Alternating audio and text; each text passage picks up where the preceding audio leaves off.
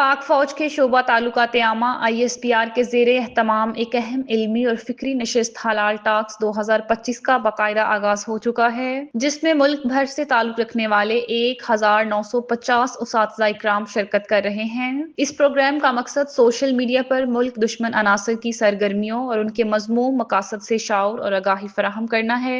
इस इल्मी नशिस्त में शुरका को न सिर्फ पाक फौज की साख्त, किरदार और फ़राइज़ को समझने का मौका मिला, बल्कि इन्हें कौमी बयानिए के तनाजुर में मौजूदा हालात पर गहरी बसीरत भी हासिल हुई। शुरका का कहना था कि मुख्तलिफ सेशंस के जरिए हमें न सिर्फ अफवाज पाकिस्तान के काम करने के तरीकाकार को करीब से जानने का मौका मिला, बल्कि DGISPR की तरफ से दिए गए मतलल जवाबात ने हमारे सवालात को वाज़ेह किया और फिक्री वसअत फराहम की। नशिस्त के दौरान ये पहलू भी उजागर किया गया कि भारत पाकिस्तान के खिलाफ फितनल ख्वारिश और फितनल हिंदुस्तान जैसे हथकंडों को इस्तेमाल कर रहा है ताकि मुल्क में अदम इस्तेहकाम पैदा किया जा सके। इस मौका पर मारूफ तालीमी शख्सियात और सहाफियों ने भी इजहार ख्याल किया। नस्ट की असिस्टेंट प्रोफेसर डॉक्टर सुंदस मुस्तकीम ने कहा कि इस नशिस्त में मुख्तलिफ शोबाजात से ताल्लुक रखने वाले माहिरीन से सीखने का बेहतरीन मौका मिला है। बहावलपुर जिक्रिया यूनिवर्सिटी के डायरेक्टर डॉक्टर अब्दुल कदीर सोहेब ने कहा कि DGISPR ने दहशतगर्दी और बलोचिस्तान के मामलात पर इंतहाई मदलल और मुतासिर कुन गुफ्तगू की, जिससे वो मुकम्मल तौर पर मुतफिक हैं। कैनेड कॉलेज फॉर वुमेन की डॉक्टर सरीना हसान ने कहा कि सेशन में 5th जनरेशन वारफेयर और सोशल मीडिया के मनफी इस्तेमाल पर अहम मालूमात फराहम की गई है।